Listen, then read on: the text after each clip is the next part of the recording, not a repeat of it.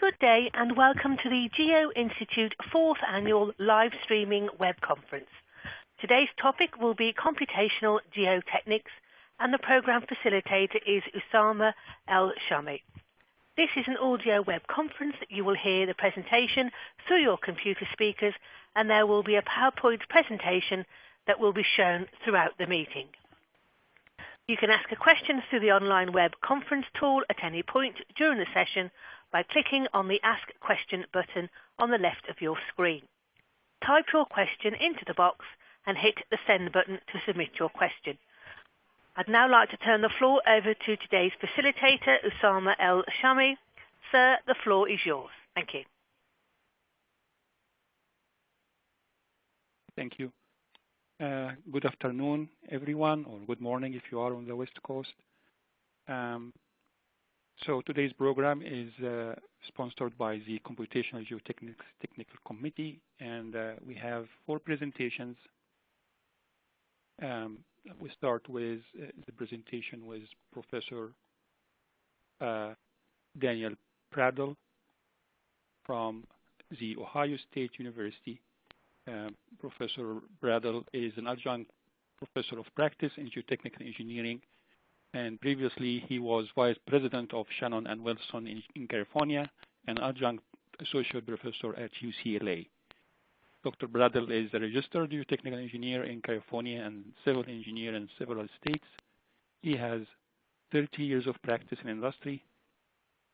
He is a fellow of the American Society of Civil Engineers, a diplomat of the Academy of Geoprofessionals, an associate editor of the ACE Journal of Geotechnical Engineering and Geoenvironmental Engineering, and a member of several ACE and DFI technical committees.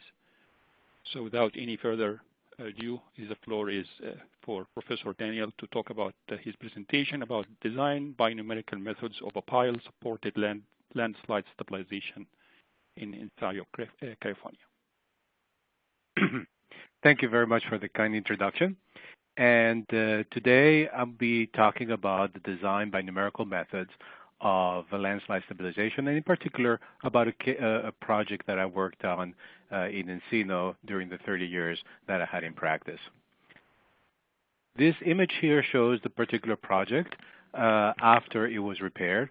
And you may notice on the slide that there is 2 lines of drill shafts that are now supporting the slope. A little bit about the background about this project. It was built on the slope that it was 1.5 to 1, graded in the 1960s, a maximum height of about 110 feet. And it had failed numerous times. There's a lot of documentations of about the last 3 failures. And in 1998, during the El Nino rains, the lower 75 feet of the slope fell catastrophically, and the city of Los Angeles decided to issue orders to comply, forcing the homeowners to do a repair. There were lots of lawsuits on which I did not participate, but I was selected after many consultants had done borings to actually repair the slope. And one of the things that was particular about this site is that the fill was a diatomaceous fill. And if you are not familiar with diatomaceous soil, these are soils that are made from bedrock that is very lightweight. Quite often you can take blocks of the Monterey Formation in Los Angeles, throw it in water and it will float. Typical dry densities in the order of 45 to about 70 pounds per cubic foot. And if you crush them and they're wet, they expel a lot of water. And so it can be quite a bit of a problematic soil. But the important relevance here is that this was a very, very weak fill. When I got involved in this project, the lower 75 feet of the slope had failed, but there were indication of a zone where movement was observed that extended all the way to the top of the slope over here. That would be the dashed line on the slide. And in order to repair this, we performed quite a bit of analysis, and one of the the type of analysis that was instrumental into our understanding and the repair was using FLAC. We did some finite difference modeling that I'll show you later on. In terms of the elements of the repair, it involved at location 1 a wall made out of drill shafts to protect the lower properties.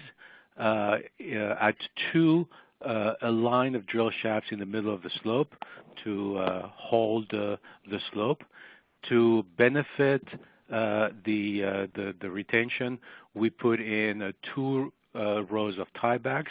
Those are shown as 3 on the image. This diatomaceous material was very weak, and groundwater was a major issue, and seeps had been observed throughout the slope.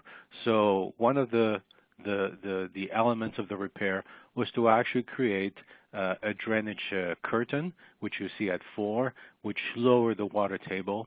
And then once that was implemented, we removed the landslide and recompacted it to form a buttress. The numerical modeling mesh that you see here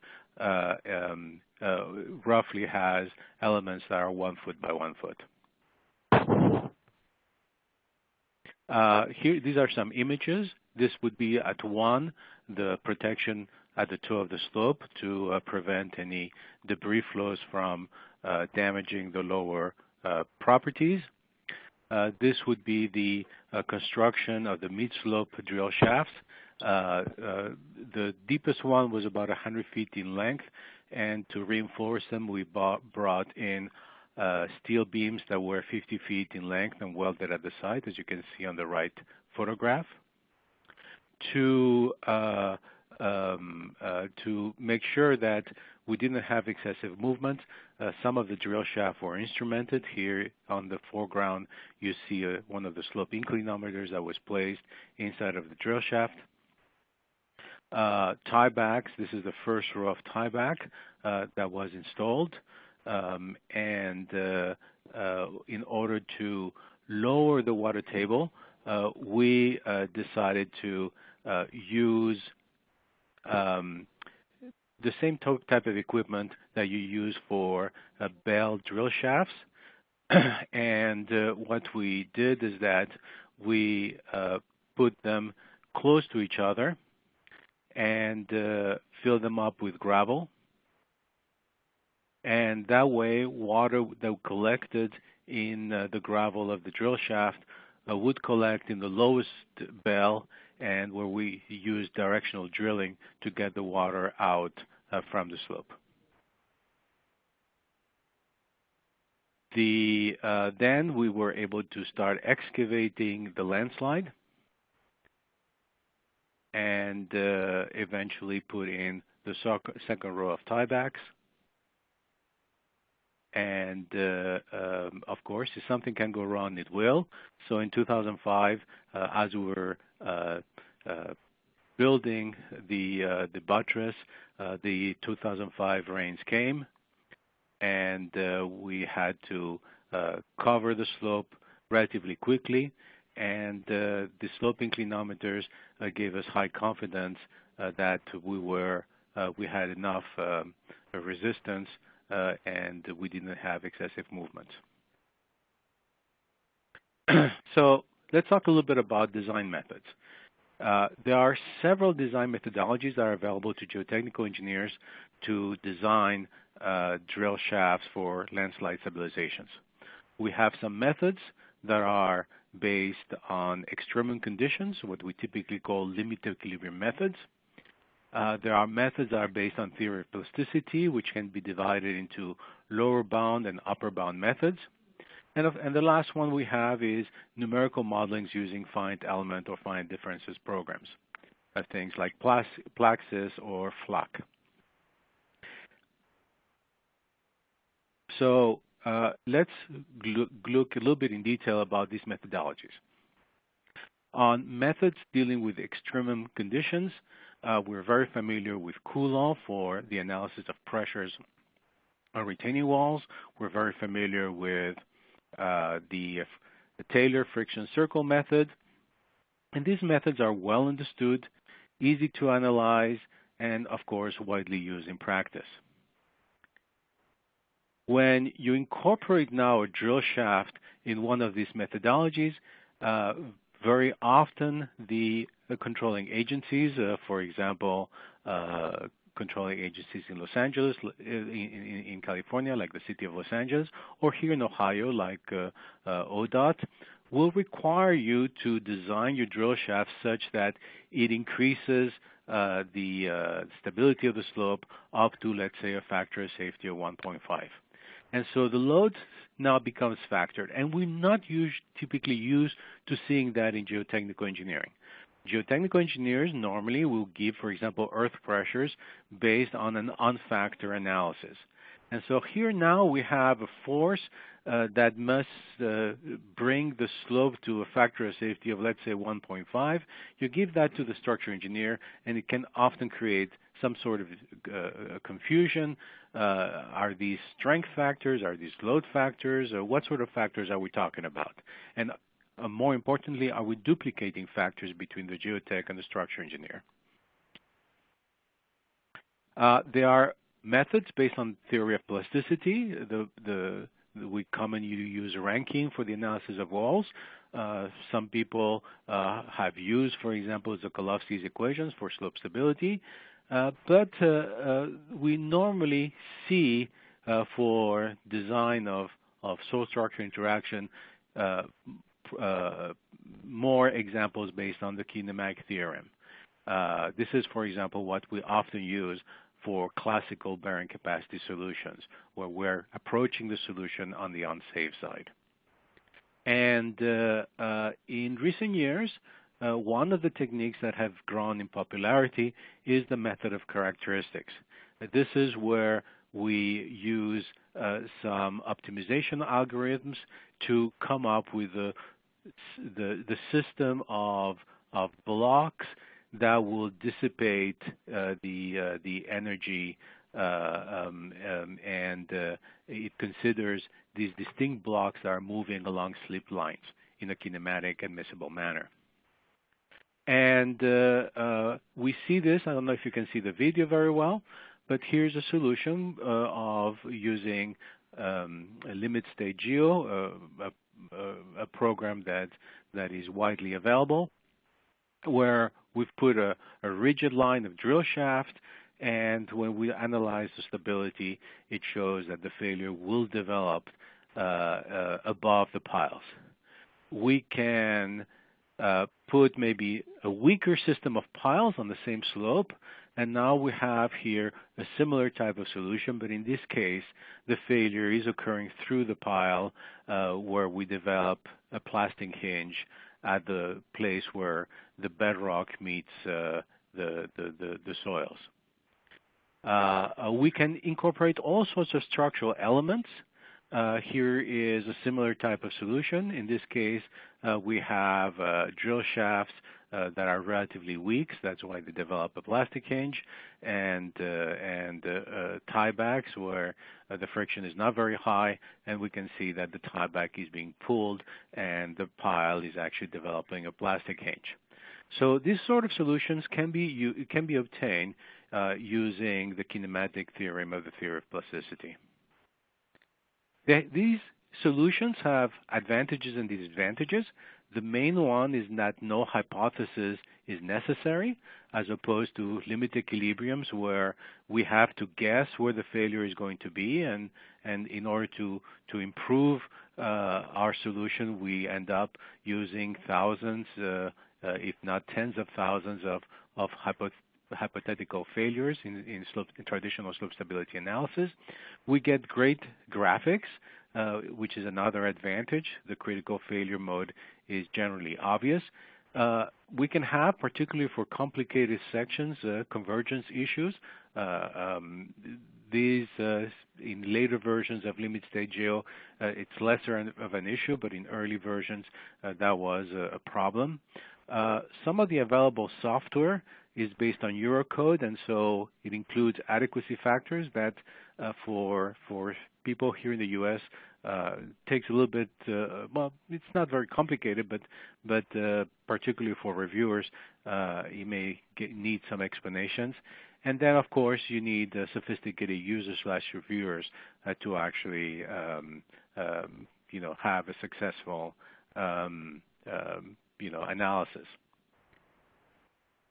The third type of approach is to use numerical methods, and this is something that we've been using probably in the last 19 to 20 years by using finite elements and finite differences.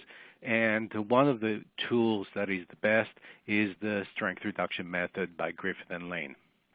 In this situation, what we do is that we assume that the soil is elastoplastic, and that once we reach the Moore-Coulomb failure criteria, cohesion plus sigma tangent phi, that the material starts to flow or starts to fail. And in the analysis, what we do is that we divide the original cohesion and tangent phi by a reduction factor, which on the right side of the image you see as R. And we keep on increasing this R until the slope fails, develops very high displacements, or we have a situation where all we get is numerical instability. And we can do this sort of analysis as an example on a simple slope where we put a stabilizing pile, where we have 60 feet of soil that form a slope that have the properties to the right. You can see the strength in kilopascal as well as in pounds per square foot. And what we do is that we need to connect these structural elements of the pile to the soil. And one of the best ways, rather than doing an L pile or similar type analysis, is to do a pushover analysis. And in the pushover analysis, we essentially develop some strain or displacement versus force type of or pressure type of behavior. And what I normally do personally is I use a simplified coupling mechanism such as a linear perfectly plastic behavior directly from the pushover analysis. And we need to do this at different depths to allow the flow. If the soil wants to flow between the piles because the piles are very far apart, you can actually model that in FLAC or in the numerical program that you're using. So here we have a video that as we increase that R, that reduction factor, one of the first things that you will see is that the bending moment is increasing. And once we reach the plastic moment, as we reduce the strength, we now have the displacements on the slopes that increase, and eventually we get a failure through the pile. And by the way, the pile and the soils, because they're connected with those springs that I mentioned a moment ago, they don't move necessarily at the same rate. And we can, for example, see what happens from a displacement perspective as we reduce or as we increase the reduction factor. At the beginning, we don't see much displacements as we decrease the strength. And in this graph over here, you can see that once you reach about 1.68 in the reduction factor, the displacements just explode. And we go from about 20 centimeters at 1.68 to about 5 meters at 1.69. And that corresponds to what we would call the factor of safety of the slope by the strength reduction method. One of the advantages of this method is that we can move the piles. For example, we can move the pile slightly downslope. And at the beginning, when we increase the reduction factor, we see that the bending moment starts to increase. But it gets to a point where, as we keep on increasing the reduction factor, failure occurs in the soil, and in this particular case, it occurs above the stabilizing pile. One of the things that this type of methodology gives you is that for that pile that we saw a moment ago, we plot the maximum slope displacement versus the maximum bending moment, there is a point where the maximum bending moment does not increase anymore. So in this particular case, it's at about 3,700 kilonewtons meter per meter. That means that it would be wasteful to have a pile with more plastic bending moment because it would not really benefit the slope. So you can also get some reasonable design loads or maximum design loads for your analysis. You can, if you use flak and you like flakish, you can actually run the analysis at numerous locations throughout the slope, and you can do also some design optimization. And in this graph, you see some analysis with, for example, an elastic pile and different types of frictions between the soil and the pile. And near the middle is the optimum for an elastic pile. But the moment that you have a pile with a maximum plastic bending moment, the optimum may not be necessarily at the in the middle of the slope. It may actually shift downslope or upslope depending on the situation. So these numerical methods also allow you to do design optimization. The most important thing in my mind is that the critical failure mode really becomes very obvious. Whether you have failure below the pile, failure above the pile, or failure through the pile is clearly shown in your numerical modeling. So what are the main advantages and disadvantages is that really, again, no hypothesis necessary, great graphics. Disadvantages is you may have convergence problems and the sophistication of both the users and the reviewers is needed. So let's look at what we get for the previous case that I showed you, the design case of the Estrondo landslide stabilization.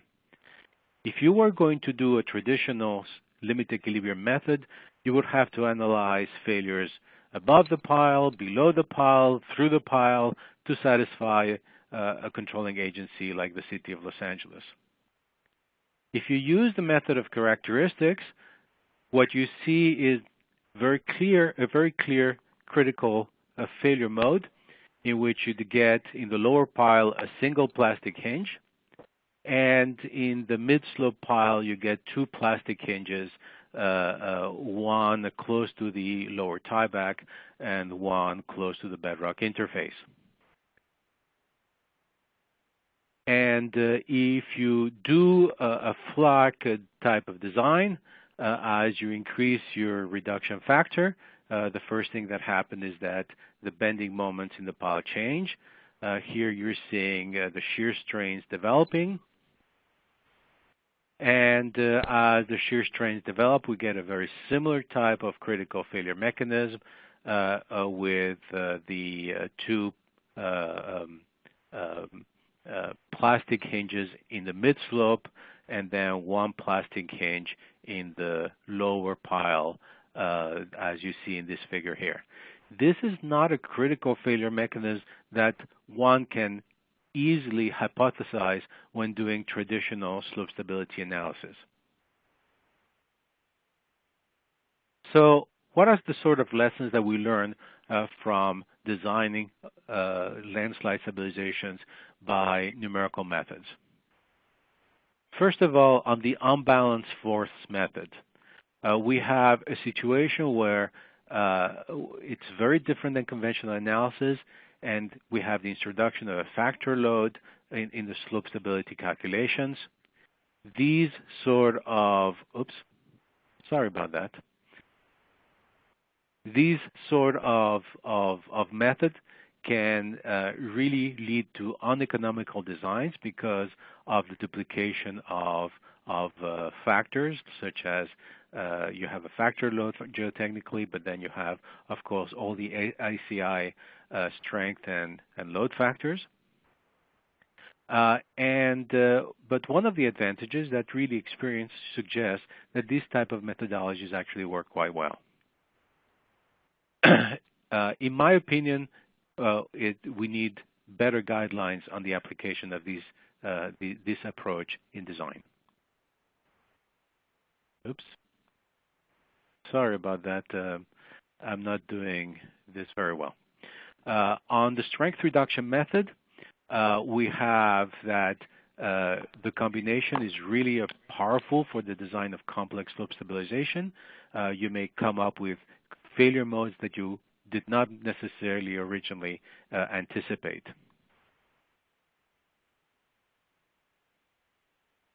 And I'm not doing this very well again. Some of the advantages is that no hypothesis is necessary about the failure mechanism, that the critical failure mechanism is generally obvious, that numerous runs can be automatically performed, and therefore you can vary the location of the tieback forces and obtain the plastic moments or do the analysis with different plastic moments. So it's very versatile. And once you have the models, and you can use them to establish benchmarks, and that can be used in construction, such as, for example, with the observational method that we all know from Ralph Peck. And I think that in combination with limit equilibrium, it also leads to higher confidence on the part of the designer, such I was when I designed the Estrondo landslide stabilization. Thank you very much. Thank you, Dr. Pradel, for a very interesting presentation. I do not see any questions in the Q&A section, so I guess everything was clear, and we move on to our second presentation, which is going to be by Dr. Antonios Vytiniotis. He is the managing engineer at Exponent Inc., and he previously worked as a lecturer at MIT. He has background in structural and geotechnical engineering, as well as geotechnical earthquake engineering and numerical analysis. He worked on numerous projects in more than 20 states and multiple countries.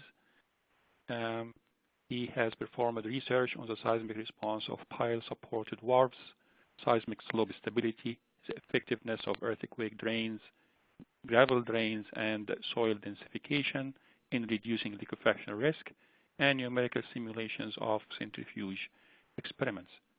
So today we're going to hear from Dr. Antonios about two prominent problems of soil-pile interaction. Thank you very much, Usama.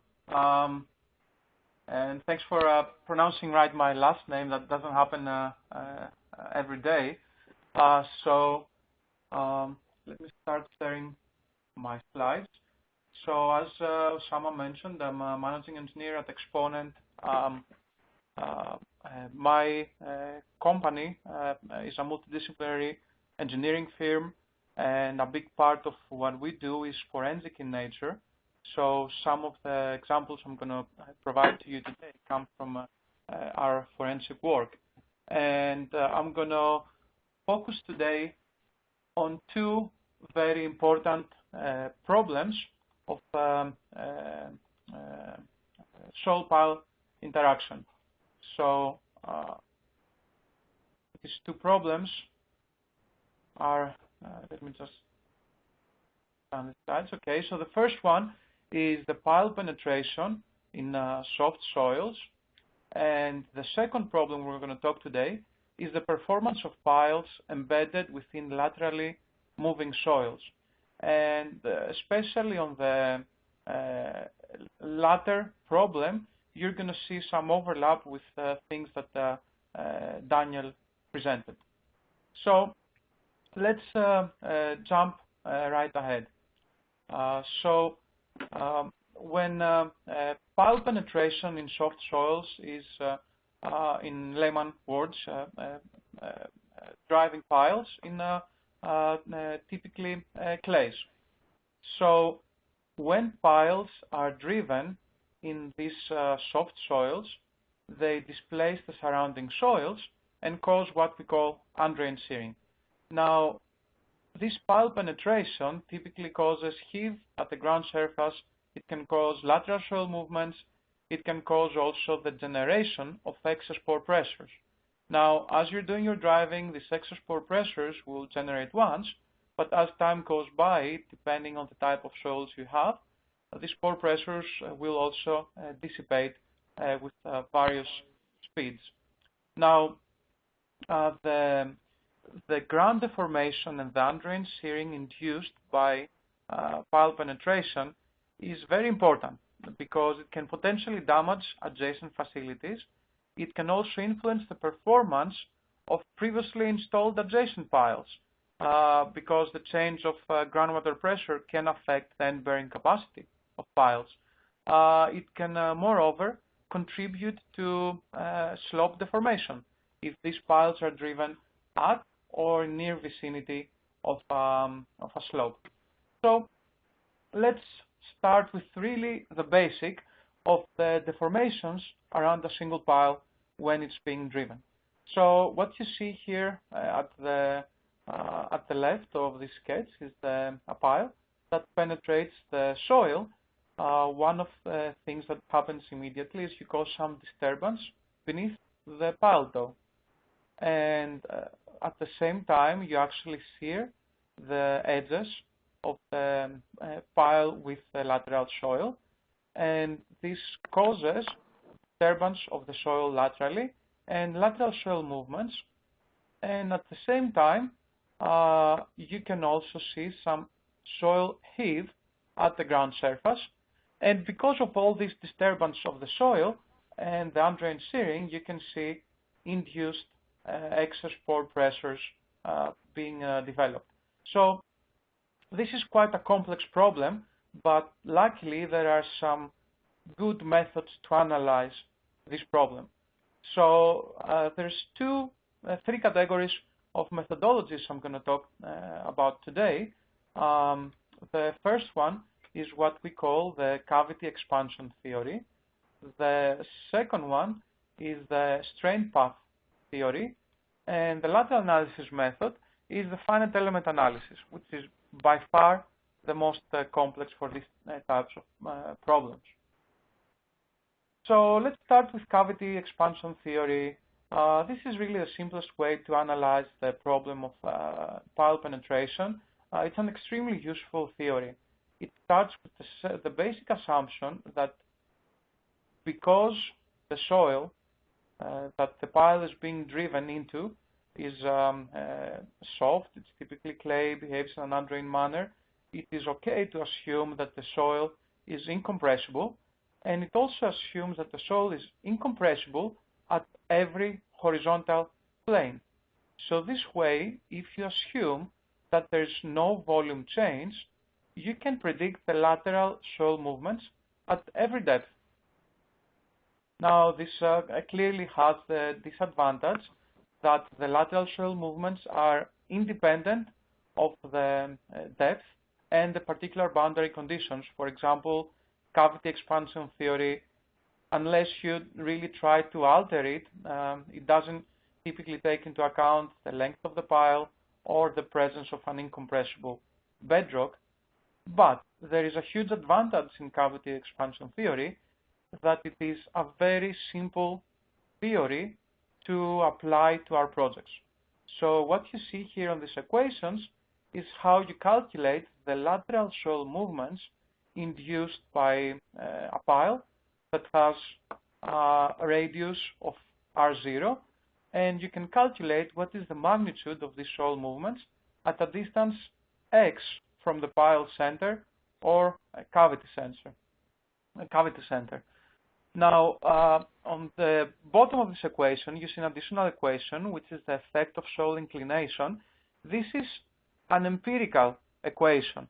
And what this tells us is that if you drive a pile on a soil that's sloping gently or even more, most of the lateral soil movements will happen downslope. And this empirical equation essentially says that if the slope is 1-to-1, 45 degrees, essentially all of the soil movements will accumulate downslope, and hence will be twice the magnitude that will occur if we had movements all around the perimeter of the pile. Another good thing about cavity expansion theory is that it has been actually pretty well validated. So what you see on this plot to the right, you see a curve produced by cavity expansion theory and two sets of data overlaid on a plot that plots a normalized distance from the pile and the normalized radius from of the pile, and what you see and the magnitude of the displacements normalized. Now, what you see is that the experimental results match very well the theory. So this is all great, but this theory misses a little bit some specific boundary conditions.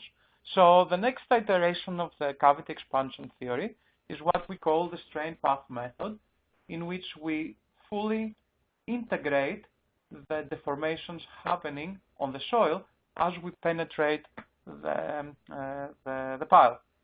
And what's useful about the strain path method is for three different geometries of piles: a solid pile, a tube, and a wall, which can be just many piles installed adjacent to each other. You can actually find analytical equations, and this is work done at MIT, that provide you magnitude of soil movements for each of these different conditions. Now, not only that, but the strain path method actually allows you to take into account some specific boundary conditions. For example, on the figure to the left, you can see the effect of pre-boring of a pile, and you can see clearly at as the pre-boring increases, then the heave of the soil decreases substantially. You can also see at the figure to the right how the effect of the bedrock can be taken into account, and you can see that the bedrock, being in a close vicinity to the bottom of the pile, will influence and in particular increase the heave observed at the top of the pile. So the main thing missing from these two methods is take into account some more particular soil characteristics. For example, the overconsolidation ratio of the soil will affect significantly the types of pore pressures generated, and you will need to be thinking about dilative versus contractive response. And this is not something we need to think every day for pile penetration problems, but if we do need to do this, for example, if we penetrate a very large shaft into a soft soil, such as, for example, monopile foundations of wind turbines, we can actually do these days finite element analysis of pile penetration. And what you see, this is also research done at MIT, that essentially a pile is driven within a finite element grid, and as the pile is driven, the author continuously remeshes the problem so that we are able to model the full pile penetration conditions. Now, this way we're able to get a much more realistic prediction of the excess pore pressures generated and take into account very basic characteristics of soil behavior, such as overconsolidation. So, having said that, the next problem is, okay, we now understand what's happening when we're penetrating a single pile, but what will happen if we actually have the problem of installing 100 different piles? And then the question comes also, well, if we have 100 piles, but we're actually measuring the deformations induced by those piles 100 feet away from the closest pile, will that be any substantial effect? So let's take a look at the cumulative effect. So if we have a single pile and we're looking to understand the deformations caused by pile number 1 to that soil element that's shown with that little arrow, we can use whatever equation we want, like for example cavity expansion, and estimate the deformations due to pile penetration. As the pile goes deeper, then you will see, if the pile is tapered, you will see some increased movements at that soil point. But then the question becomes, what will happen when we install a second pile? So if you install a second pile, then a second vector of movements will start occurring on that particular soil point, which is also parallel to the vector that connects the new pile and that soil point. And the total deformation of that single point will essentially be the vector sum of the deformations caused by the first pile and the deformations caused by the second pile. So if you integrate all these movements from the first pile to the second to the third to the 100th pile, and you do the vector sum of each of these movements, you are able to calculate the total movement of any single soil point due to driving of multiple piles. And also, while you do that, one thing that you should always make sure you consider is don't forget to use some type of adjustment, such as this empirical equation, to account for the effect of soil inclination. So this is relatively easily understood when the piles are in close proximity to the soils that we're measuring, the lateral soil movements. But let's look at a specific case study at Boston Logan. The question here was the following. As you see to the picture to the left, there is some massive pile driving that occurred in soft soils in Boston, and the question was, will there be any substantial movements that will manifest themselves on an existing building, which is at least 50 diameters away from the closest pile? Will that even be any effect? So, as you see on the inclinometer plot to the right, in this research done by Rechkov at MIT, the inclinometer data are shown on this green-blue line.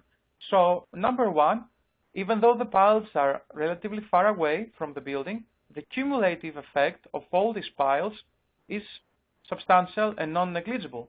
Now, the next thing is that using the stress path method, the strain path method, it is easy to, at least to some extent, calculate the deflections that occurred due to the presence of all these piles. But notice that this curve does not include the pre-drilling. So once one accounts also for the pre-drilling, then you can calculate a much more realistic lateral soil movement, which is consistent with the observed data. Now, another case is a case that I've worked here at Exponent, and we were faced with the following problem.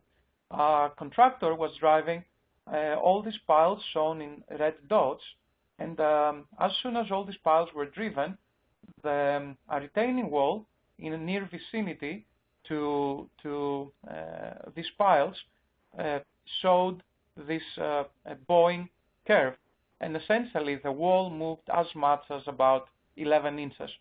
So the first question that we had is it possible that the movement of that wall was occurring due to slope instability?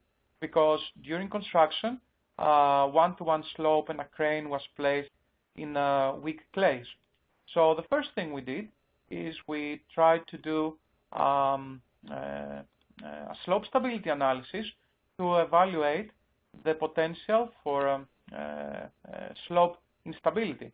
But if we actually included all the effects of weak soils, but the reinforcing effect of piles, the slope was not really failing at all. The calculated factor of safety was around 1.5.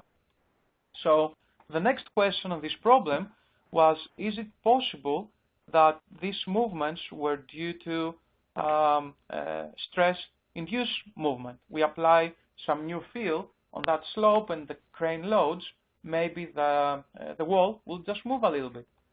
So we actually did this analysis, and we were able to show that even with the most conservative assumptions, we were able to predict only 3 to 4 inches out of the 11 inches measured. So the next thing we did is we scratched our head. We said probably cavity expansion and is something that's really happening here. And we created a simple tool that anybody can input the layout of their piles, and it outputs lateral soil movements.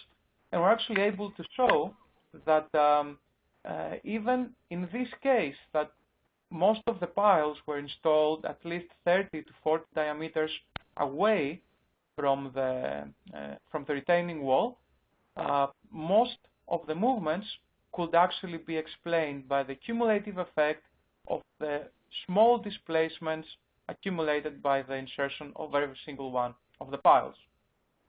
So this is very substantial, and that's something that's not commonly considered by design professionals. So the next problem I want to talk to you touches a little bit on some things that Daniel presented, and it's how to evaluate the performance of piles embedded within laterally moving soils. And the question is a problem as simple as this. Let's say we have a series of piles installed in a slope.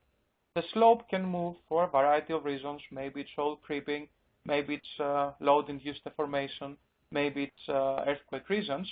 We need to be able to understand if the piles are overloaded by the soil movements, and if so, we need to do something about that. So traditionally, one very powerful way to understand pile lateral loading is to understand what are the soil lateral stresses by pushing a single pile. And if you push laterally a single pile, then what happens is initially you have a uniform lateral pressures field on the pile, but if you push it, one side will push a little bit more, and you will have soil resistance resisting to the pile moving. And we call the curves that describe the soil resistance P versus pile deflection Y as PY springs. And one of the most powerful ways to calculate PY springs is to actually be able to test pile on the field, but that's not always something we have available. And luckily there's some literature that some of this is older, like the one from API Institute, and some of this is more modern, like PY springs from Matlock, Rees, and others. And these PY springs essentially provide a stress-strain relationship for the movement of the pile for different types of soils, clays or sand. And these curves can be calibrated to the specific soil conditions. So two main ways exist to analyze the performance of piles, and this performance of piles can be either analyzed as in an uncoupled way or in a coupled way. So coupled means we analyze the soil continuum and the piles all together, but the uncoupled approach is what's commonly being used, and it's something like that. Let's say you have your piles embedded in your soil. What you really want to do is take this problem and analyze it as a problem that doesn't have any piles and a problem that only has the piles and some way to connect these two analyses together. So let's dig a little bit deeper.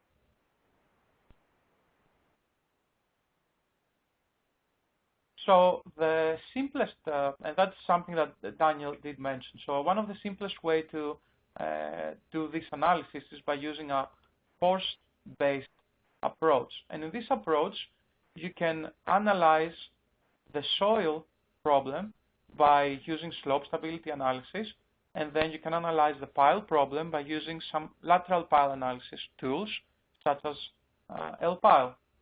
Now, the slope stability analysis, you can use it to evaluate the loads needed to stabilize a slope.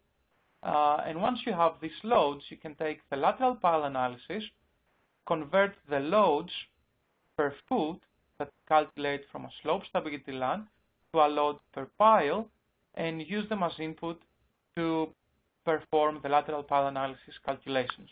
Now, clearly, this is a relatively easy methodology to perform, but the big disadvantage of this methodology is that clearly it also depends on a tributary area. So you need to understand what is the tributary area of your pile where the plane strain loads coming from the slope stability problem apply to. And then also, as we discussed, it could be a very conservative analysis. One of the reasons is the pile is modeled as a wall. Now, a better way to analyze things is, if you still want an uncoupled type of analysis, is to analyze the deformations of the free field problem and then perform the lateral pile analysis problem. So this has some good advantages. So in order to understand the free field soil movements, you essentially can do some type of finite element or finite difference analysis and evaluate the magnitude of these movements. One key advantage is sometimes you don't even need to do numerical analysis to evaluate these free field soil movements, because you may be able to get field measurements from inclinometers that will directly give you the free field movements. Now, after you have the free field movements, instead of doing a lateral pile analysis using forces as loads applied on your pile, you can use deformations. And the way you use the deformations is essentially you have your PY springs. They're on one side, they're connected to the pile. On the other side, they will be connected to the applied soil movements. Immediately, you have solved a very important problem that the approach that uses slope stability has, is that you don't have to assume a specific tributary area. And there's a lot of discussion what's the proper tributary area to apply loads. Some people will say 3 diameters, some people will say 5 diameters. In this case, you just don't have to assume anything like that. And my only biggest concern and limitation is that I found that because these are non-linear springs that you use and you apply large deformations, in some cases converges it's not very easy. So let me give you an example.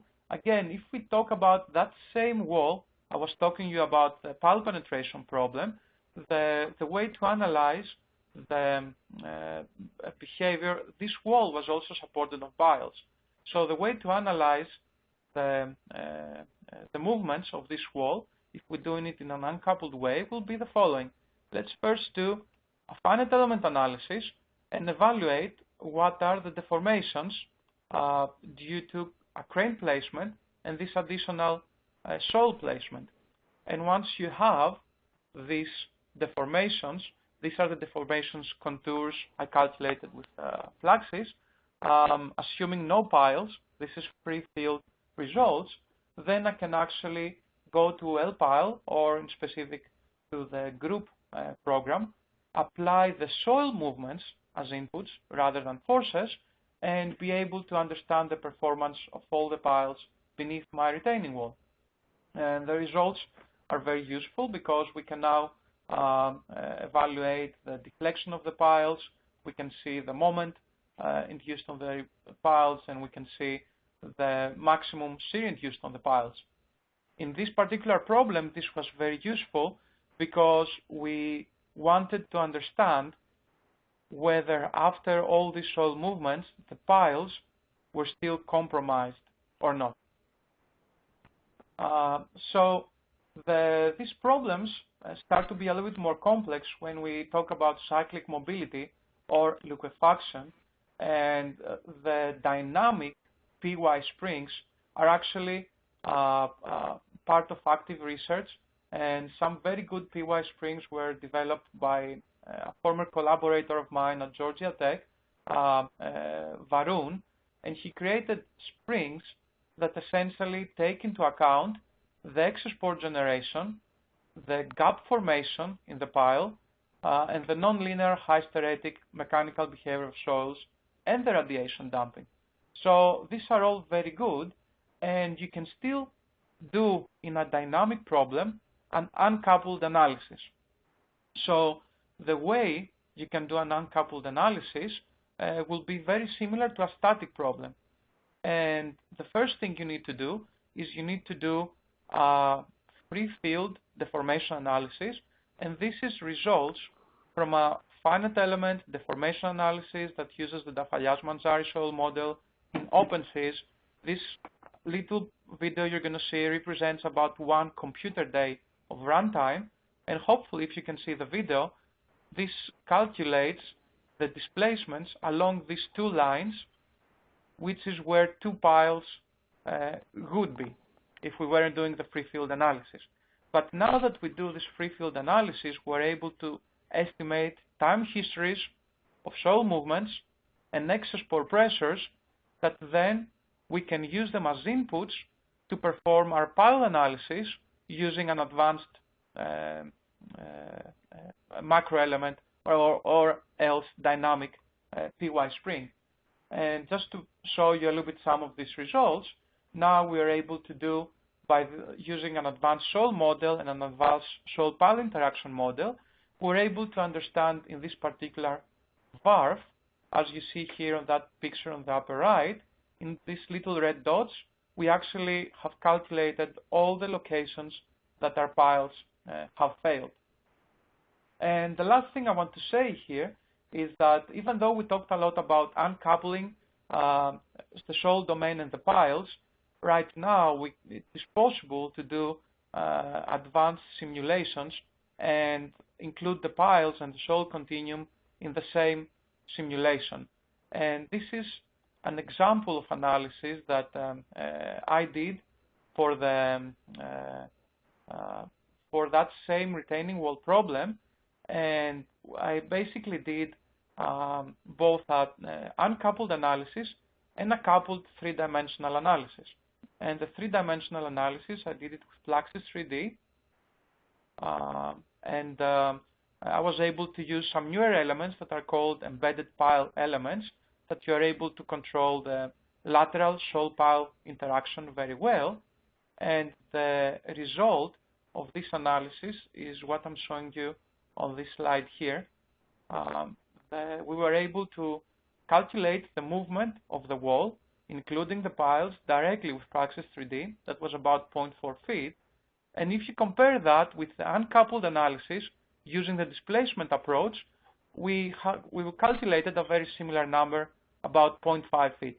Now, there are some key differences between these 2 analyses, so we weren't expecting the result to be exactly the same, but it's also good that we are able to show that the uncoupled displacement-based analysis performs very well compared to the fully coupled analysis. So, as a summary, 3 things I want to point out. That the deformations due to pile driving in soft soils are very important, can be cumulative, and even if you're very far away from where the pile driving occurs, they could have a non-negligible effect if you're installing a lot of piles. This is an effect easy to understand if you already have your layout of piles. You can just do the cumulative analysis.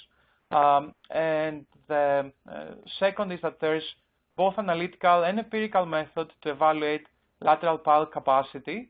But one of the best, but still relatively cheap ways to do the analysis is by uncoupling free field and the pile analysis, but use the displacement method. Don't use any slope stability type of method. And with that, thank you so much. I'll give it back to Usama. Thank you, Antonios, for a great presentation. I also don't see questions, and we are also out of time. So we move on to the next presentation by Dr. Andrea D.GE. He is a numerical modeling lead and co-founder of Geomechanica, Inc. He's going to give us an interesting talk about FDEM analyses in rock engineering. Hello, everyone, and thanks for the kind introduction. Usama, just play the slide here.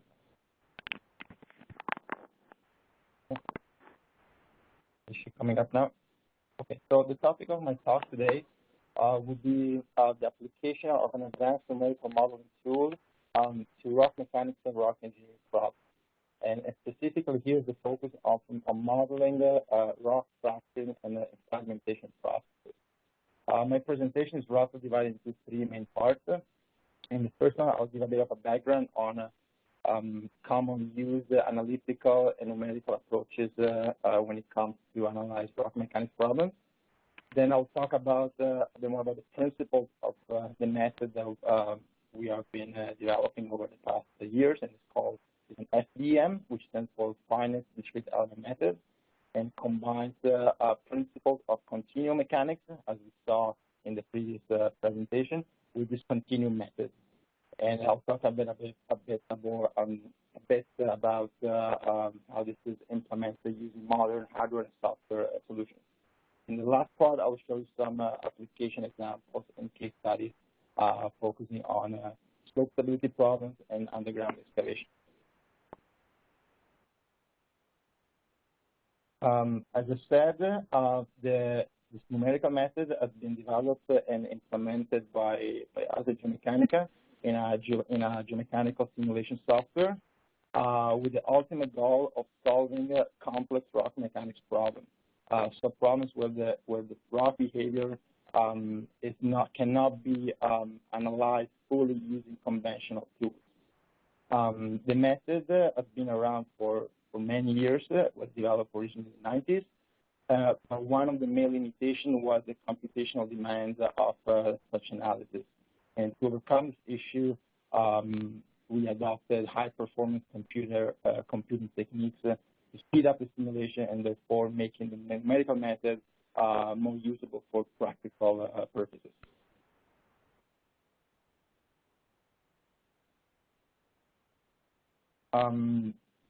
Originally, the method was developed for rock fracture modeling, so stress strain analysis, where the body would transition from a continuum to a discontinuous state. And later, that was further developed by us to making more of a complete multi-physics modeling package by including also an hydraulic solver, which will capture the fluid flow through the fracture, and therefore injection processes and hydraulic fracturing mechanism. We also include mass transport capabilities. If you have, let's say, a specific of oil and gas where you inject together with the fluid some particles that expand during your hydraulic fracturing. And finally, most recently, thermal capabilities to capture heat conduction and heat advection in the system. And this is all coupled together to perform what I call thermohydromechanical analysis. As I said, the method is computationally very intensive just because the requirement of the number of finite elements to capture rock fracturing and the large scale. And to overcome this issue, we decided to use general purpose GPU programming. So the code, software, instead of running on traditional CPU, runs on GPU. So a type of hardware that was developed to render graphics in graphical applications can also be used for scientific computing, and that's what we are using. And by doing so, we were able to achieve speed up that was quite substantial, ranging between 30 to 400 times compared to a single core CPU execution. So now you can see that the method can now be used for more for practical purposes.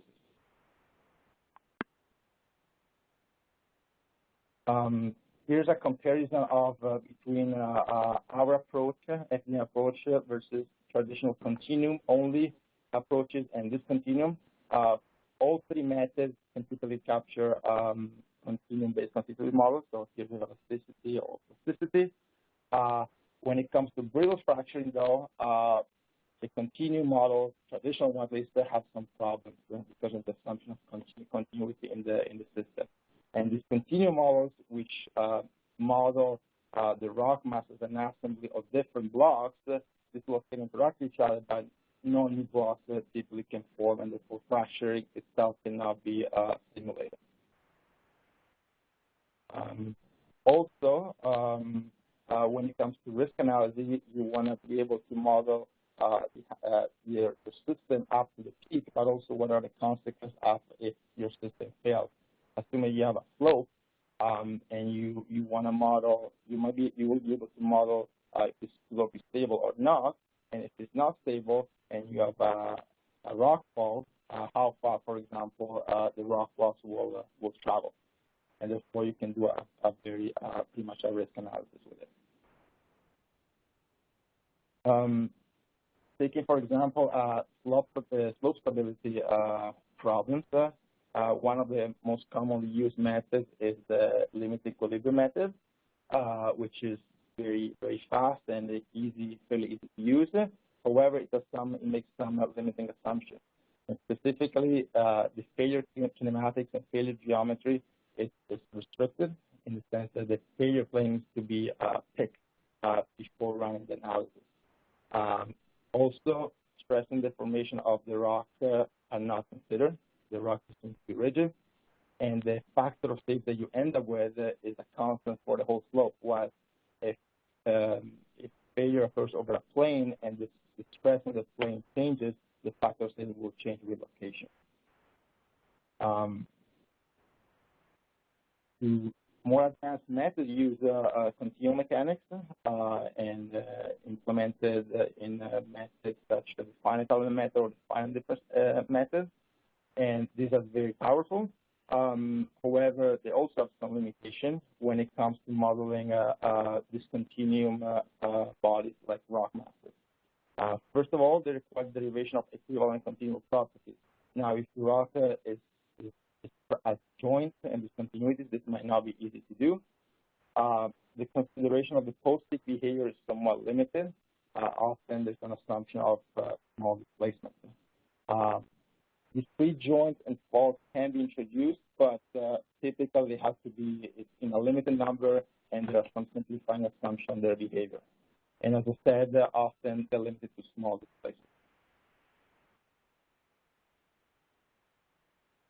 Discontinuum methods, on the other hand, are very good at handling the mechanics of discontinuum bodies, where you have different rock blocks that interact with each other. However, they cannot capture the fracturing process, so the creation and nucleation and growth of new fractures within a block. Okay, and also the calibration of the joint property is typically very time-consuming and requires quite a bit of expertise in how to set up this model. So I put here a slide on just a bit of a basic of the FDEM formulation. Essentially, we combine the discrete element method with finite element method. Okay, the finite element method takes care of the deformation of the rock mass from a linear elastic point of view. So the rock mass is discretized with either triangular finite elements in 2D or tetrahedral finite elements in 3D, and these finite elements have linear elastic constitutive behavior assigned to them. The discrete element method comes into play to model fracture and fragmentation, and we do so by adopting a cohesive element approach. So at the interface between finite elements, there are special we call them crack elements, which have, it's shown here in this graph, are characterized by strength versus crack displacement law, and debonding of this element essentially simulates rock fracture. Once a fracture has formed, we end up with discrete bodies, and there are special contact interaction algorithms that prevent these new blocks that are formed within the model from penetrating to each other, so repulsive parts of the computer, and there's also friction acting along these contacting interfaces.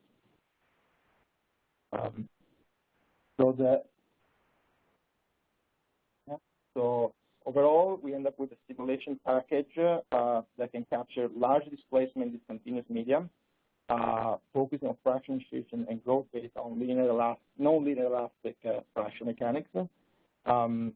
It's a very general solver for dynamic problems, and therefore can follow highly nonlinear problems quite easily.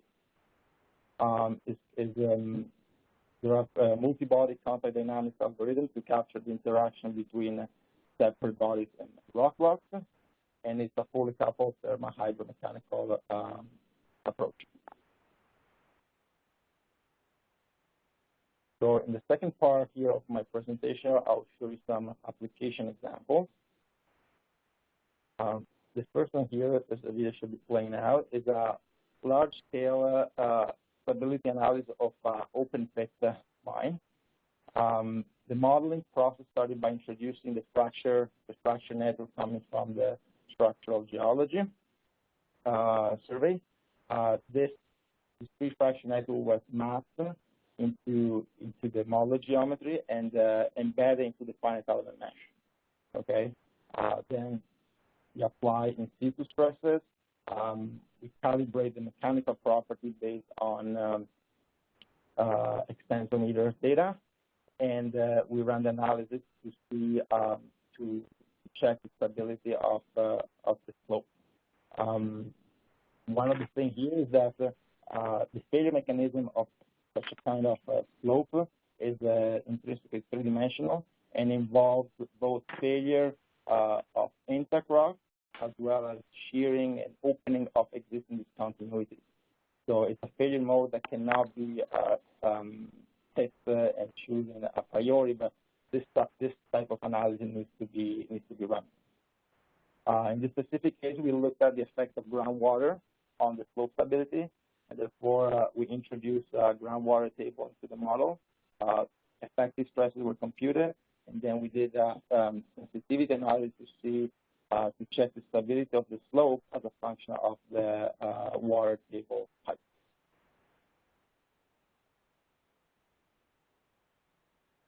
This other example here comes more from a mining application and is the development of caving in block caving mining and analysis of subsidence.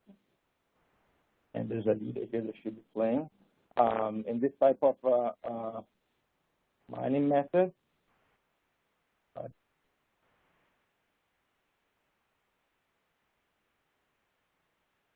yeah.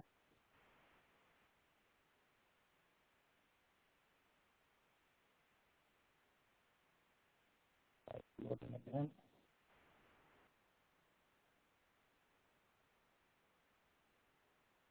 There we go. Essentially, the mining starts by first blasting from some draw point. The blasting breaks up the rock mass, and then the ore is drawn from multiple points.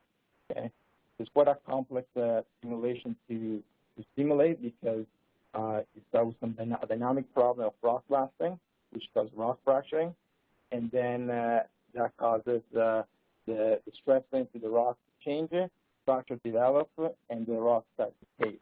Now the caving proceeds towards surface. a set of two sets of discontinuities, natural discontinuities were introduced into the model, and therefore the cave propagates interact with the existing fracture. Okay, and the ultimate goal here was to predict the surface substance due to this mining process.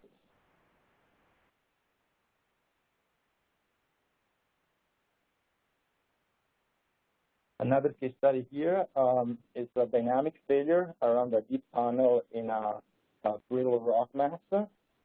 This was for, again, an access tunnel of an underground mine. 8x8 arch-roof tunnel excavated in a brittle hard rock, quite deep with a highly anisotropic in situ stress, where the horizontal stress was higher than the vertical one. And what they noticed in the field was just some dynamic failure in the roof. So we tried to see if we could model that and try to capture the velocity of the blocks once the rock will fail. And this was implemented into the model, where the failure was triggered by a strength reduction approach. So first, the model is loaded with in situ stress. Then we model the excavation. The excavation by itself does not, with the calibrated probe, does not trigger any failure. And then over time, we slowly decrease the strength of the rock mass up to the point where failure initiates. And what you can notice, once failure initiates, this is very violent and causes ejection of blocks. So quite a dangerous process. And we were able to capture the ejection speed of this block about 6 to 10 meters per second, which is consistent with what was estimated in the field. Another example here relative to an hydroelectric project, and specifically here we're looking at the design of hydroelectric caverns. There's two caverns. The main one is the powerhouse, and then the transformer chamber. And in this first slide here, we're looking at the simulated fracture pattern for different in situ stress fields. Okay, so in the first case, the major principal stress is vertical and the minimum is horizontal. And what you can see from the model is that stress gets channeled in between the two cameras, so in the pillar, and causes the pillar to essentially fracture. The most stable condition is when the in situ stress is isotropic, so vertical and horizontal are the same. And in that case, the confinement is such that very little failure develops. On the other hand, if you apply in situ stress where the maximum principal stress is horizontal and the minimum is vertical, there's some fractures that start to develop in the floor and roof of the powerhouse cavern due to stress distribution and stress concentration in that area. In this other slide, we're looking at the same problem, but what will be the effect for a given in situ stress field, in this case the one where the maximum principal stress is vertical and minimum horizontal, what will be the optimal distance between these two cameras. So on the one hand, there is a need to make them as close as possible, mostly to reduce the cost. But on the other hand, if you make them too close, then you incur in the rock mass stability issues. Okay. So in the first case, the distance is 25 meters, and there is a through-going shear fracture that develops between them. As you start moving further apart, so 35 and 45 meters, the interconnected damage zone gets reduced. And in the last case, essentially the pillar remains stable.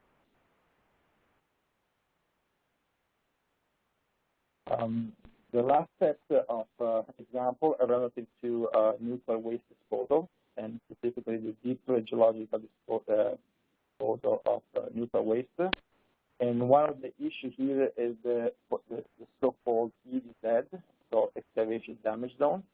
So the concern is that when you excavate a tunnel, placing tunnel for nuclear waste, the stress distribution is such that rock fractures start to develop around the tunnel, and this fracture might negatively impact the long-term isolation property of the rock mass.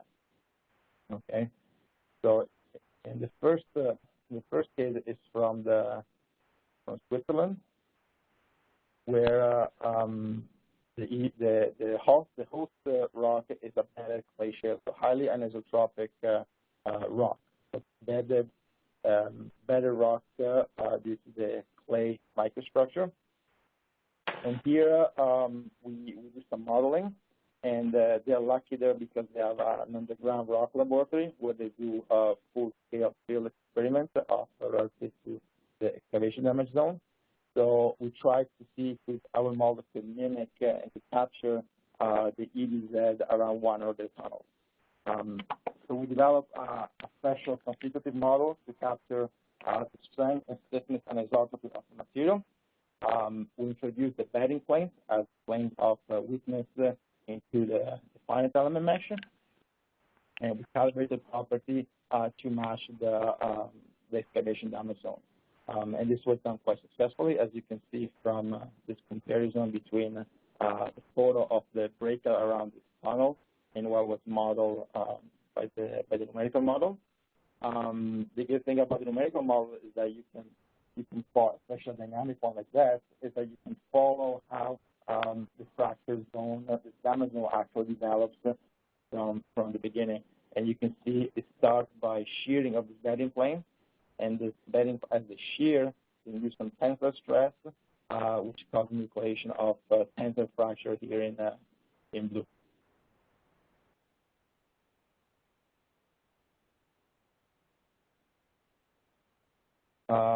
The second and last example are still relative to the nuclear waste industry, but it's a Canadian example relative to a breakout in high-stress environments, and the type of rock here is no longer a clay shale, but it's a crystalline rock, granite.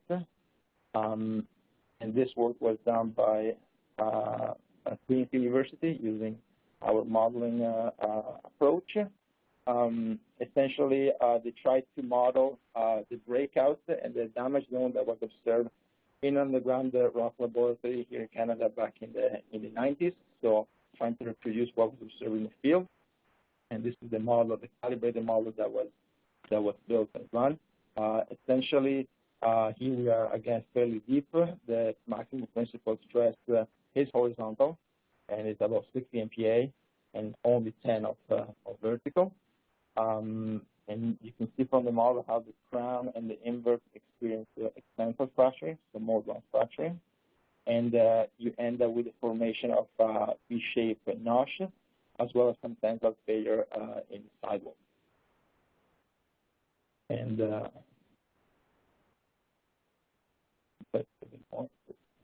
sorry, I'm going to go back one slide.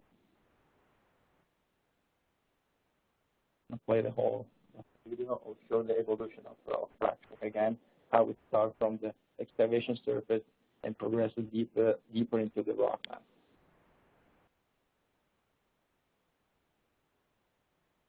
Here, there you go. So you end up with a zone, a layer of rock that completely detaches from the rest of the rock mass. And here, so the transition from a continuum behavior to a fully discontinuous model where blocks can move and interact independently and with each other.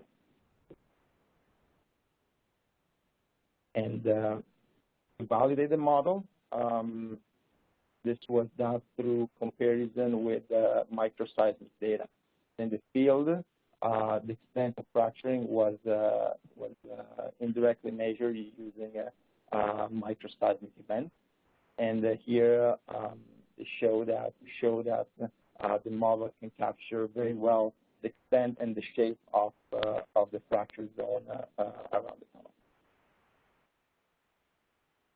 And this was my last slide. So thank you for your attention. Thank you very much, Andrea, for another great presentation. There are no questions in the Q&A section, so I guess we move on to the last presentation. And the last presentation is by myself. My name is Usama Shamy. I am a associate professor at the Department of Civil and Environmental Engineering at Southern Methodist University in Dallas, Texas. I'm the current chair of the Computational Geotechnics Committee at the Geo-Institute, and we were very happy to organize this session today. My presentation links very well with the previous talk and in general the previous talks as well, in the sense that this is a new tool that is being presented and developed, and hopefully with the current advancement in computational power, we start seeing more and more application of these discontinuous-based computational techniques. So the talk today is about seismic earth pressure on retaining structures, and this is a brief outline. I'm going to start with some background about this study and kind of go over what current provisions like the NERP provisions tell us in terms of how to assess the earth pressure under seismic conditions on a retaining wall. And then I present briefly the DEM model. DEM stands for Discrete Element Model. And setup of a simulation, some simulation details, go over selected wall response patterns, and then end with a conclusion.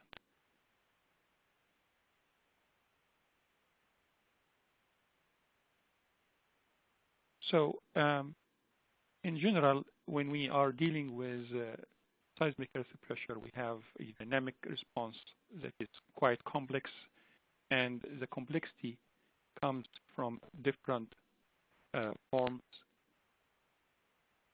The fact that there is some limited amount of historical data that give us a good and thorough understanding of seismic earth pressure on retaining walls.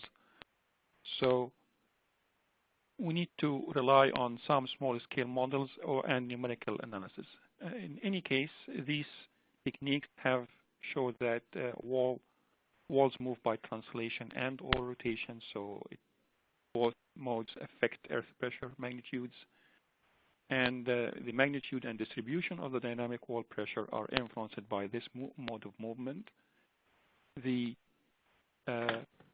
Another observation is that the deformation increases when system is excited near its natural frequency, meaning it's getting closer to resonance conditions.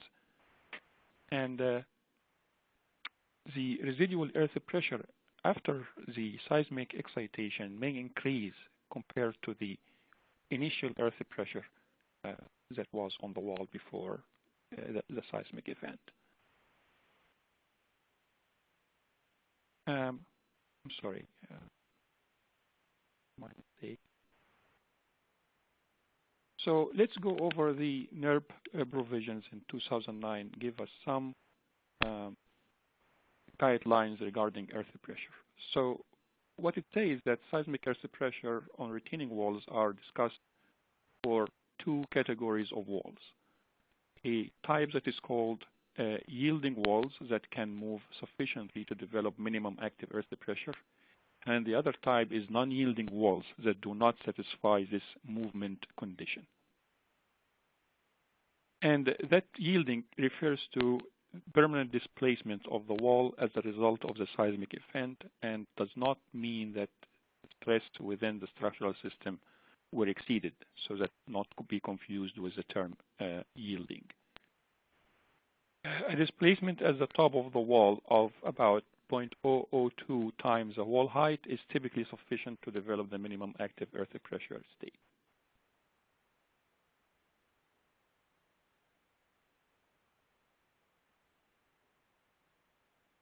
In general, freestanding gravity or cantilever walls are considered to be yielding walls, where building basement walls are restrained on the top and on bottom, and often considered to be non-yielding walls. So we talk first about yielding walls. That's actually the topic of this presentation, since we're talking about gravity retaining walls. So in this case, the method that is being recommended is the Monombic Okabe method, or the MO method, that was developed back in the 1926 1929. And it is based on a limit equilibrium approach.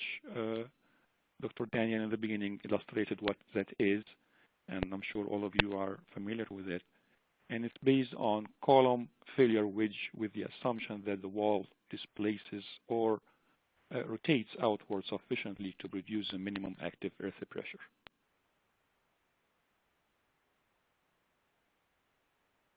And then it goes on to some details about what is the active earth pressure in this case. So it's based on this equation that is function of soil unit weight, wall height, the vertical ground acceleration divided by the gravitational acceleration, this coefficient K sub V, and K sub AE is the static plus dynamic lateral earth pressure coefficient, which as usual will depend on the angle of internal friction, angle of wall friction, slope of the backfill surface, slope of the back face of the wall, as well as the horizontal and vertical ground accelerations.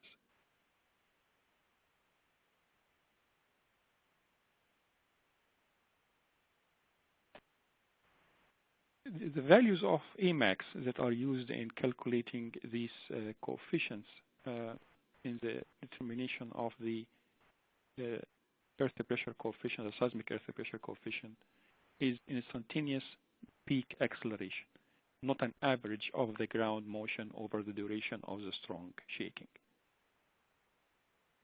The provision also tells us that there is no consensus on the appropriate M.ASCE value to be used in the earth pressure determination. So there's some disagreement there about this value. And the MO equation makes several other very important assumptions that include the soil behind the retaining wall is uniform, cohesionless soil, and that the groundwater elevation is below the base of the retaining wall.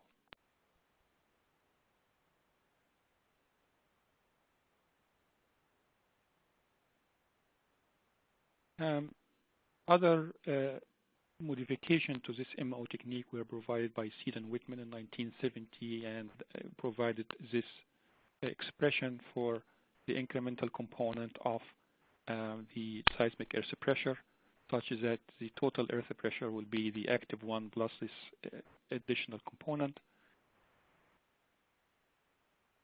And Seed and Whitman proposed that this delta P sub AE is given by this equation for use in practical purposes. For the distribution of the dynamic thrust, Seed and Whitman recommended that the resultant dynamic thrust act at a 0.6 H above the base of the wall.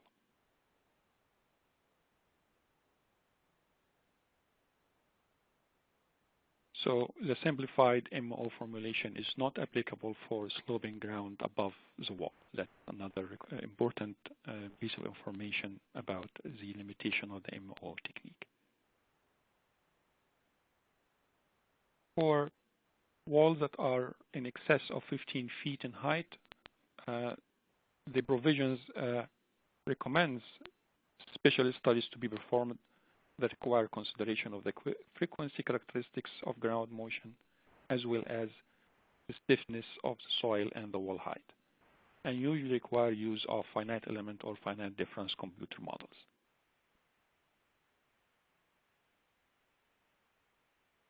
The alternative approach for the design of yielding walls is to evaluate the movement of the wall during seismic loading, and for that we have various methods that are available conducting displacement-based analysis. One of the key requirements for displacement-based approach is the determination of the level of acceptable displacement.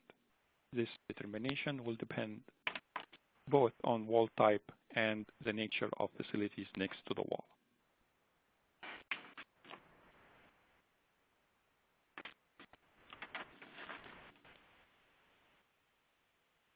For non-yielding walls, the these walls do not deform when subjected to seismic earth pressure, and this type of response requires a very stiff wall in combination with a rigid-based condition. And where a base wall flexibility is such that deformation will not develop seismic earth pressure, then meaning the deformation is less than 0.002 the height, then the wall should be designed as a non-yielding wall. And for these types of walls, we depend on the work of Wood from 1973 to provide the earth pressure on rigid non-yielding walls. It's given by this equation as a function of the unit weight of soil, the wall height, and a earth pressure coefficient. And the point of application again of this dynamic thrust is typically taken at 0.6 this height of the wall. This model does not incorporate any effect on the pressures of the inertial response of a superstructure connected to the top of the wall. So it's just looking at the wall itself.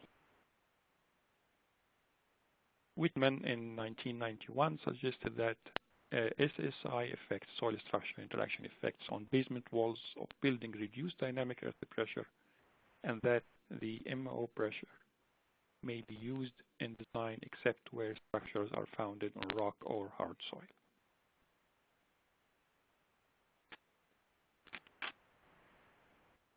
So with this introduction about what the NERP provision tells us, we saw in a couple of instances that in some cases the MO technique will not work, and the fact that in some cases also the recommendation is to use computational models. And while the mainstream is mainly to use continuum-based models like infinite element or finite difference, Praxis or FLAC, or whatever you like, or other software packages, computational models know the difficulty of using these packages to include issues like soil nonlinear behavior, soil inhomogeneity, is a possible separation between wall and soil, and the need for special interface elements at that location. Embedment of the foundation in the case of a retaining wall and gravity retaining wall, and the dynamic soil-wall interaction, as well as the dynamic characteristic of the system itself. So we present this relatively new technique compared to the finite element. And it's the discrete element method, or DEM, is a powerful technique for modeling granular materials. And it's capable of capturing the complicated behavior of materials, ability to retrieve information at any time during the simulation, and at very, very high resolution of scale, meaning at the scale of one single particle if you want.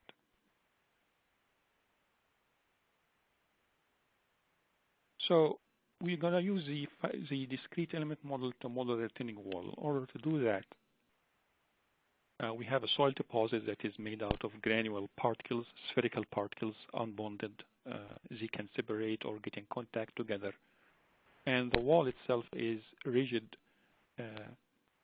body simulated by clumped particles, particles that are glued together. So the particles making up the wall cannot break, but still they can interact with the surrounding particles of the soil deposit.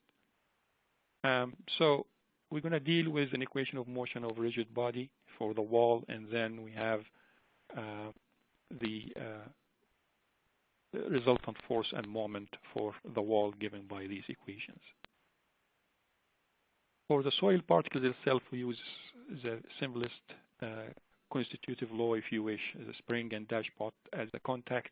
So here, every single particle has an equation of motion, linear and momentum equation of motion that is described by Newton's second law. Very simple equations indeed, and the main thing is to be able to calculate these contact forces in the normal and shear direction, and along with a frictional slider in the shear direction to allow for sliding of the particles in case the shear force exceeds the column friction criterion.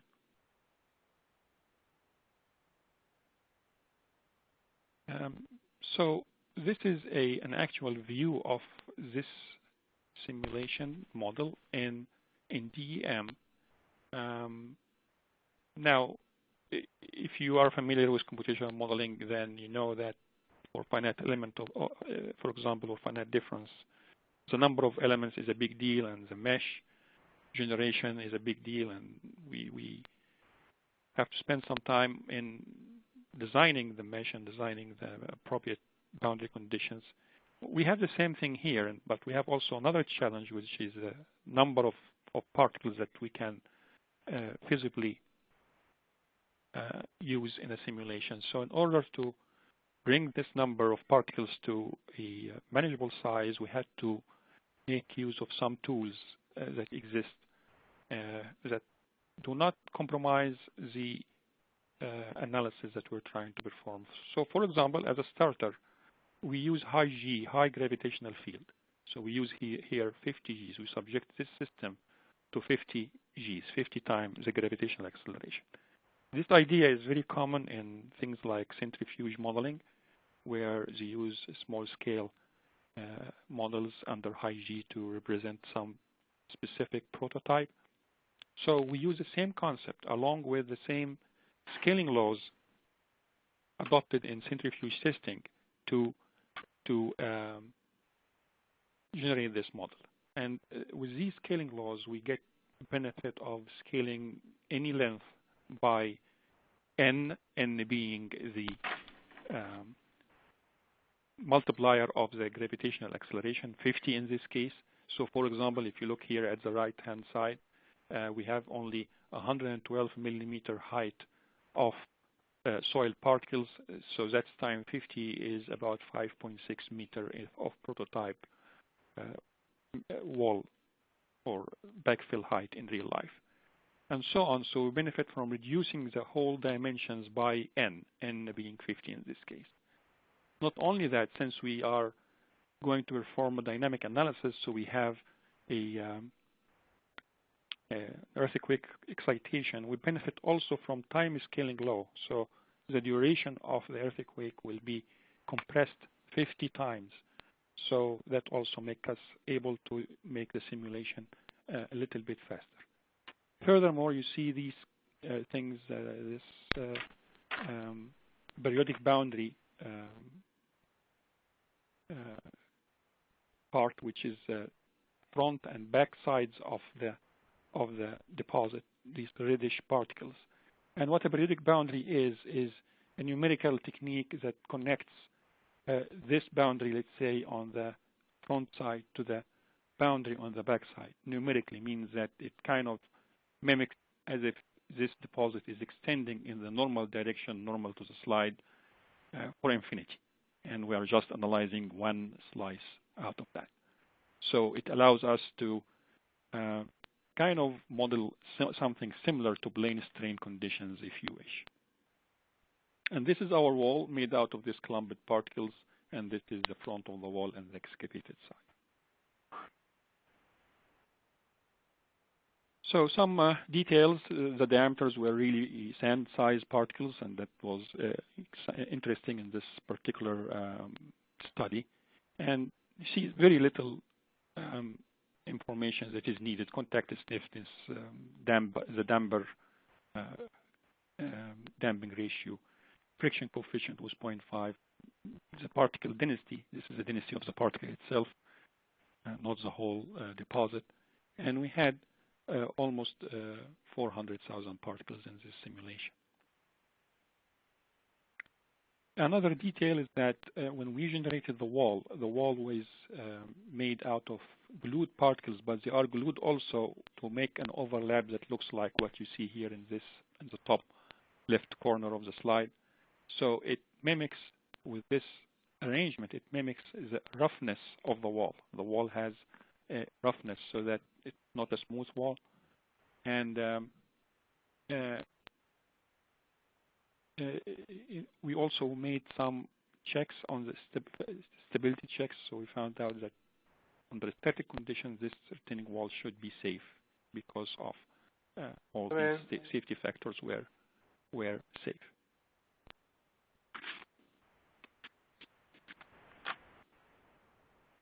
The backfill also is made out of granular particles. We needed some information about the soil. So the soil had a phi angle using some traxel testing or on numerical traxel testing on the same soil packing. We found that the phi angle is about 26 degrees. And this is the average unit weight of the deposit.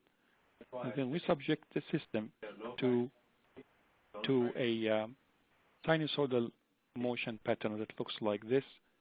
It mainly starts gradually increasing and then remains constant and then gradually decreasing again at the end. So again, just still gathering information about what is going on or the properties of this system. So one of the things that we wanted to know is the dynamic modeling, dynamic characteristic of the soil. So we wanted to get information about shear modulus and the shear wave velocity fluxon. So we subjected the simulation, or the wall, to a very small input motion. An input motion was 0.01 G with a 2 hertz frequency. And these are the relationship of cyclic shear stress, shear strain. And using these, we were able to figure out what is G max, and that was around 28 megapascal in this case. And from G max, we figure out the shear wave velocity to be 133 meter per second. And from the shear wave velocity, we can figure out also what is the fundamental frequency of the deposit, which was about 5.8 hertz. Now, please keep note of this value, the 5.8 hertz natural frequency of the backfill. That's a very important piece of information that any designer will need to take note of. So initially, of course, the wall is under a static condition, and this was the distribution of earth pressure on the back and front of the wall, as well as the base pressure, the distribution of the pressure below the base. And as you see in the back of the wall, the earth pressure was slightly higher than the active state, the theoretical active. In front of the wall, the earth pressure was less than the maximum passive state. We all know that in order to generate maximum passive mobilization, you need a large displacement, which was not the case yet. So that's why it explains a value that is less than the passive. And again, that was the initial condition. We were interested in knowing that we are receiving everything in the beginning. So acceleration-wise, this is some response patterns that we observed. This is the wall acceleration compared with the input motion at the base of the system. That is kind of like a bedrock. The figure on the left is the whole time history. The figure on the right is like a zoom in over 3 seconds of this motion. So you will see that the system was subjected to a base excitation with maximum amplitude of 0.1 G and a frequency of 2 hertz. And we can see that there is some amplification that was observed in the wall response and some phase shift between the motion of the wall and the motion at the bedrock. Now, the important stuff, how does the soil thrust look like? So the soil thrust, in this case, we were able to get the resultant contact force on the back of the wall and front of the wall. So the blue line is the front and the red line is the back of the wall. So the minimum values on the red line are the active earth pressure that should develop, and the blue values, the blue line, the peaks on the blue line represent the maximum passive earth pressure that was developing during the simulation. So again, as we observe 180 phase shift between the two because they happen simultaneously. The other observation is that so when you have a peak, you have a dip, and you have a dip, you have a peak. The other observation is the magnitudes. How do they compare with the MO method, for example? So for the earth pressure on the back, that was 86.5. So that's much higher than what we have observed as the minimum earth pressure that could develop on this case. So MO method is kind of conservative, if you wish. On the passive side, then I'm sorry, I flipped things. Yeah, the 86 was the passive side. In front of the in the back of the wall, the red line is the MO method is 57. So that's smaller than what we have observed as the minimum active earth pressure. So the method was conservative on the passive side, MO method in this case, comparing with the MO method. It was conservative on the passive side, but it was not conservative on the active side. We also monitored the location of the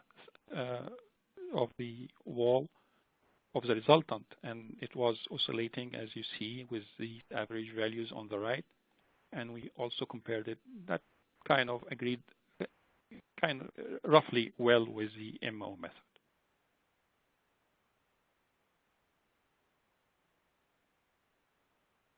We also monitored the base pressure. We focused on 2 points, the toe and heel. Again, we have kind of 180 degrees correspondence between peaks and dips in both directions. So it was interesting to confirm that this is what is really happening. So that gives us confidence in the results of this numerical technique.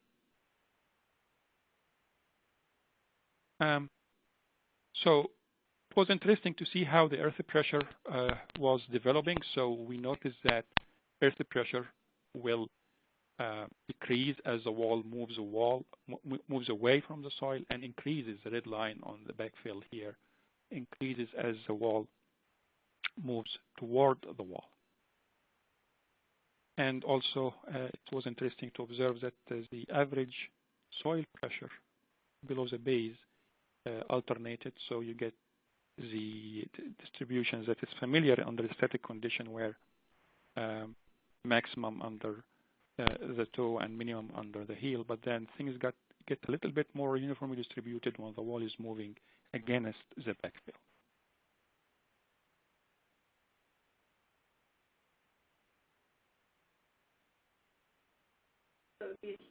So the observation here that maximum soil thrust occurs when wall moves towards the backfill, and minimum soil thrust when wall moves away from the backfill.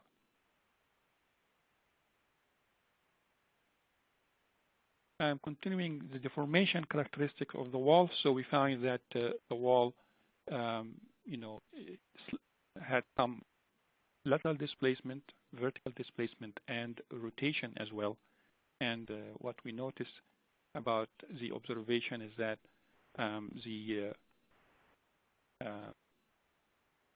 wall moves by translation and or rotation, which complicates earth pressure evaluation. And the magnitude of the rotation here was about 0.006, which was greater than what the NURB provision states. We were also interested in getting to know how the force displacement and moment rotation of the wall looked like. So we observed a very interesting pattern, is that initially the backbone, if you wish, of force displacement or moment rotation will show some degradation in the stiffness, whether it's rotational stiffness or translational stiffness. And but as the simulation continues and reaches this gradual decrease in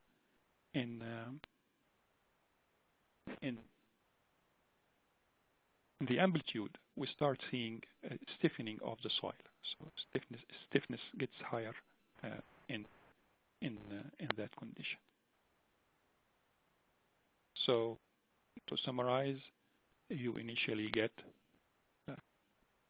some degradation, and after that, stiffening of the wall response. This is an animation that shows the development of the failure wedge through monitoring shear strain, maximum shear strain behind the wall or around the wall, actually. So this includes strains developed on the active side, the passive side, and also below the wall. So you see at the end, very interestingly, you have very high shear strains in the active wedge, and also bearing capacity failure, and some that extending all the way to the ground surface on the left side of the wall, on the excavated side of the wall. These are some snapshots of these strain images, and as I said, they kind of hint or point to where the active wedge is, and also where is the bearing capacity failure happened. We've also looked at the entire soil deposit, what is happening to the soil, to the shear strain, and we observe it. A very interesting pattern is that within the failure wedge of the soil, which was marked by this red line, we observe it very high shear strains, as we expect, but further away away from the wall, we're getting more or less a free field response. Like there is no increase or significant increase in shear strains.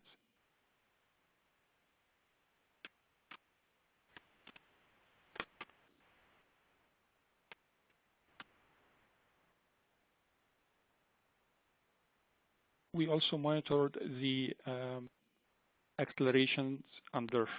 We made some parametric study by increasing the amplitude and the frequency. So we had a total of 9 simulations, and in general, the patterns were similar.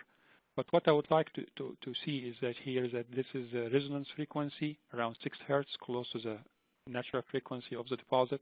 And you can see that very high amplification took place in this case.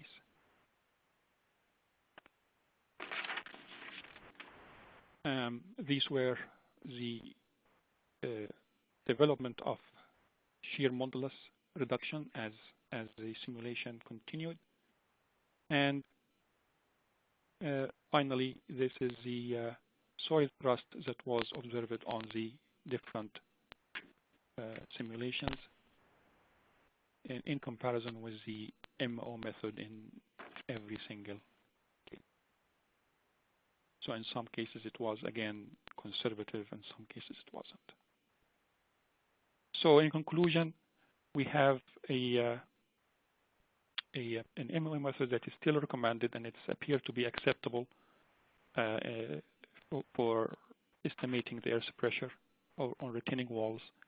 It's in general conservative, and there are some questions remains for effect of frequency, because the method doesn't take into account the frequency content, and also the simulations for some cases became unrealistic when based on our own assessment. The walls move by translation and rotation, as we see, and also we observed that the magnitude and distribution of the dynamic earth pressure is affected by these modes, and the maximum thrust happens when the wall is moving towards the backfill, and less when it's moving away from the backfill. And the deformation increases when the system is excited near natural frequency, and also residual pressure may increase after shaking. This model, this DEM model, is a promising tool to shed some light on the complex behavior of retaining walls during seismic excitation. With that, I just would like to acknowledge the references used here in this study, as well as acknowledging my graduate students who did this work, and the funding from the U.S. Corps of Engineers. Thank you very much for your attention. Again, I don't see any questions, so that concludes our session. The only thing that is left is for Christina to acknowledge our sponsor. Thank you, Usama. Thank you, everybody. It was a great session. We want to say thank you to our gold sponsor, Keller. The companies of Keller in North America are uniquely positioned to handle the most complex geotechnical constructions project nationwide, including all services in one contract. Keller reduces the client risk and ensure all aspects of a project are met on time and on budget. Thank you, Keller, for support the GI 4 annual live streaming web conference, and thank you, everybody, for listening. Thank you. Thank you. Everyone, that concludes your conference call for today. Thank you.